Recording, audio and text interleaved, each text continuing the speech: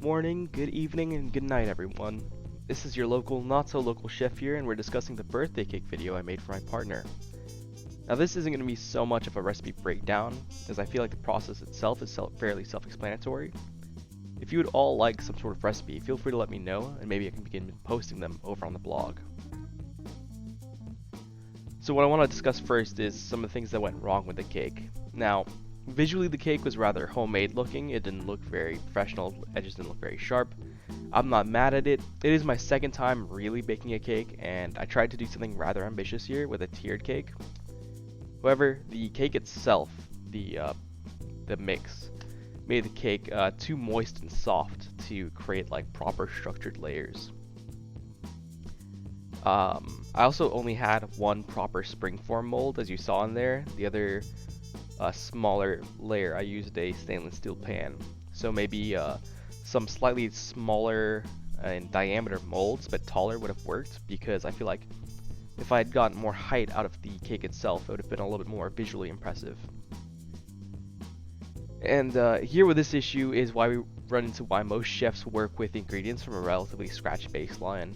I'm not saying, hand mill your own flour, but I'm saying, most chefs tend to just make their own kind of cake mix from scratch, from like flour, baking soda, and that kind of stuff, as opposed to like box cake mix.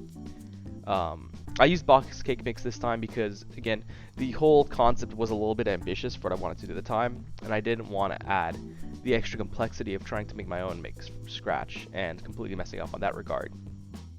And we'd had this boxed cake mix before, a few weeks earlier, and it tasted relatively great. So I kind of knew going into it there would be some issues, but I was really trying to bank on the flavor here. But what you can do if you work from baseline ingredients is you can add components to it in a much easier manner. When you work from boxed cake mix, you already have a baseline set of ingredients, and so you lose the ability to take away things from it without really just losing overall, like, the amount of flour you use. It's all homogeneous. You can't just take out like the agent that makes it like a wetter cake. Whereas if you use cake flour and you make it from scratch, you have complete control over the ingredients that you add into it. And you can adjust the moisture and strength of like the recipe for every recipe that you work on in the future with more foresight. You gain more control over every project you then pursue in the future. It is important to note here that when you discuss cake flour, it's not the same as all-purpose flour. Now, most different variations of flour will vary either in particle size or the flour itself, the protein content. In cake flour, it's both. So cake flour is a finer grind, it's a finer particle itself. It's also lower protein. Now, when we refer to protein content, the main one we're referring to is, of course, gluten. Gluten is the stretchiness of a dough, essentially. How elastic a dough is, how large the crumb can form. Those pockets of air that you find in some really nice like loaves of bread. You don't really want that in cake. And what allows those to form is gluten stretching and allowing trapped air to stay within the batter itself, which you don't really want in a cake. You want a nice, even crumb. So, you can bake a cake with all-purpose flour, however, cake flour just gives you that head start from the start.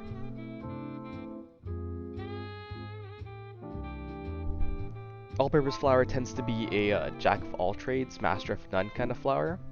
So, if you're not really baking a ton of different stuff all the time, like breads, cakes, that kind of stuff, etc., and you don't want to buy 3 different types of flour, it's completely fine.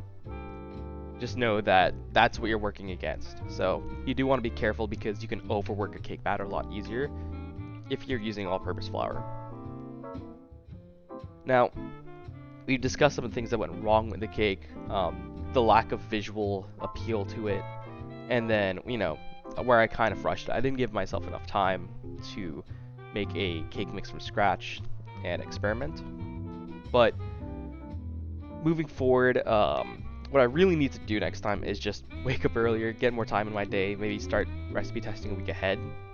With cooking, I find it's a little bit easier to recipe test because I can make a meal Cakes and cupcakes, I find a little bit tougher because I don't try to consume that many sweets in a week. And unless you're eating a cake every week, it's hard to get that same kind of repetition in. So a little bit more planning and committing to making that homemade mix of cake flour and ingredients as opposed to the box cake would provide better results overall. And maybe investing in some more baking utensils. But honestly, I try to believe that lack of equipment isn't an issue for the most part. There are critical equipments that help a lot, like a hand mixer, etc. for whipped cream. But I have whipped heavy cream before from scratch for 15 minutes, and it sucks. But you shouldn't feel limited by equipment for the most part. Now, on a positive note, flavor. What it lacked in looks, it more than made up for in flavor. And I knew this would be a strong point going into it because, unlike baking techniques, which is kind of a different skill set than cooking in general, flavor transcends all. I've been cooking in kitchens for a couple of years now, and I've been working on... I mean, everyone's been eating, right? Everyone eats throughout their lifetime. And I've been actively pursuing more experiences with food for a while now. So flavor balancing is something that I understand decently well at this point. And the concept for the cake was pretty well established beforehand. So the flavors within the cake itself was an orange vanilla. So started with a vanilla cake mix, and I added the orange rind to it, as you saw. Then the frosting had Earl Grey added to it, the tea flavor. The whipped cream had lavender, and the blueberry jam was layered with the frosting itself in the layers of the cake, as you can see in the cross sections of it. Now, the tartness of the blueberry and the kind of citrusy flavor of the orange pulled back the sweetness of that frosting to a really manageable level, and what it allowed was the kind of very herbal flavors of the tea and the lavender to stand out. So it wasn't a bitter cake, but it wasn't an excessively sweet cake either. When you pull back the sugar, it no longer becomes so overwhelming that you feel like you're eating powdered sugar just straight out the bag after a slice of cake. You want to enjoy all of the flavors within the cake, and the flavors of the citrus and the jam really pulled it back. Now, the jam really, aside from adding tartness, also added a visual layer that I knew I wanted. I knew the cake would look a little monotonous, and my buttercreams and my frostings, I'm not particularly confident in how strong I can make them yet, so I didn't want to commit to like making a thick layer of buttercream in the middle of the cake. But so that's why I did the jam as well, because it was a very lovely visual layer as opposed to just like adding into the mix or something like that. Now, the easiest tip I have for someone who's trying to work on cooking in general and trying to approach flavors, because flavors are tough. Flavors are literally everything that you can find in a grocery store. You can throw them together and you can have flavors in a dish, and it can be a little overwhelming. The best tip I have is you choose something that just works foundationally, something that's in restaurants, in media, everywhere. Mozzarella, tomato, and basil, pine nuts, basil, and parmesan, garlic, onion, salt, and pepper, right? You choose these things that are very pre-established, and then you can start building them out. Maybe you want to add a new flavor profile. You want to add some spice, some umami, some bitterness to them to help balance out the flavors, so that way you can understand more nuance within the flavor that's already there. So you can find great success in choosing an established food and then choosing a new flavor to add to it. I'll definitely get more into flavor profiles in the future, but for dessert it just feels a little bit difficult to explain because most of the flavor profile on a dessert is going to be sweet, bitter, and sometimes sour. It's tough. But now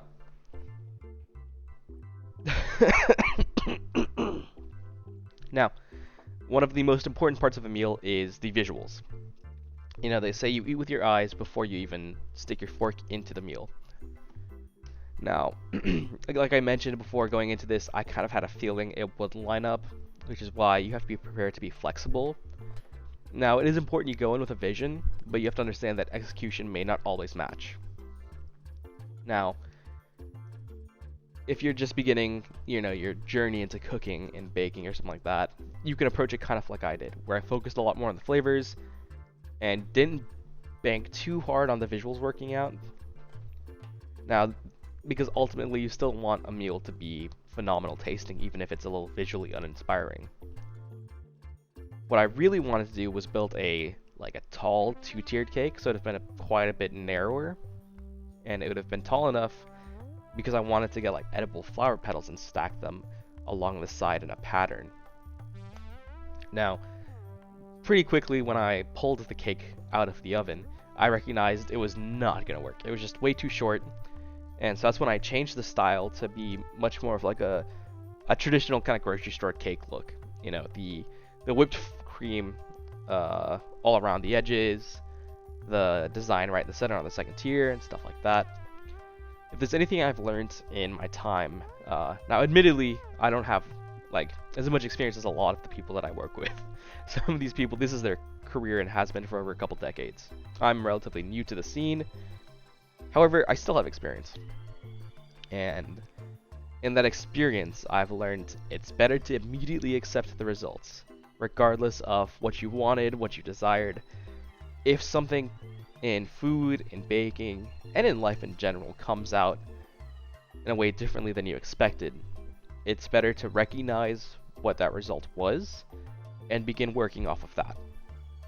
Because when the cake came out too short and too wide for me to really work with, it wasn't a failure of a cake, it just wasn't the cake I had in mind.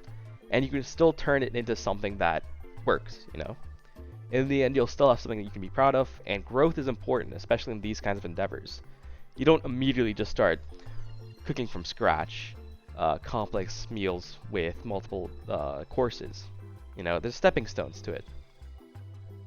And that's kind of one of the biggest reasons I love cooking, is it's an endeavor that I will continue for the rest of my life, and I'll really dig my heels into. Cooking to me will also always hold a special place in my heart, as it's inherently social. You provide and you entertain, for a community, for family, for loved ones. Now, I'm excited because I do have a video I'm filming later today. This is going to be much more in my wheelhouse. I'm making homemade pasta. Well, not the pasta noodles themselves. I try to limit the amount of excessive work I have to do.